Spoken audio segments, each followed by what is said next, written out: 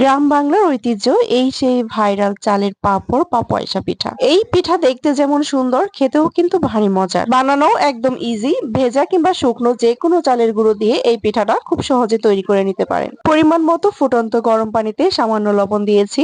এরপর শুকনো চালের গুঁড়ো দিয়ে দিচ্ছি আমি আমার পরিমাণ মতো। অনবরত নেড়েচেড়ে খুব সুন্দর একটা ডো তৈরি করে নিচ্ছি, যেমনটা আমরা রুটির জন্য করে থাকি। এরপর ডোটা গরম থাকা অবস্থাতেই খুব ভালোভাবে মথে নিতে হবে। ডোটা যত ভালো করে মথে নিব, পিঠাগুলো কিন্তু তত বেশি সুন্দর হবে। এরপর পছন্দ মতো শেপ দিয়ে নিচ্ছি। আমি এখানে কিছু রোল আকৃতি করেছি আর কিছু চ্যাপ্টা করে নিচ্ছি। পিঠাগুলো তৈরি হওয়ার পর আবার আমি ফুটন্ত গরম পানিতে কিছুক্ষণ সেদ্ধ করে নিচ্ছি। পিঠাগুলো সেদ্ধ হওয়ার পর এগুলো আমি উঠিয়ে নিচ্ছি আর ঠান্ডা পানিতে খুব ভালো করে ধুয়ে নিচ্ছি, যাতে করে এর মধ্যে যে আঠালো ভাবটা থাকে সেগুলো না থাকে। তো পিঠাগুলো মোটামুটি ঠান্ডা হয়ে যাওয়ার পর আমি এখানে কিছু ফুড কালার অ্যাড করছি।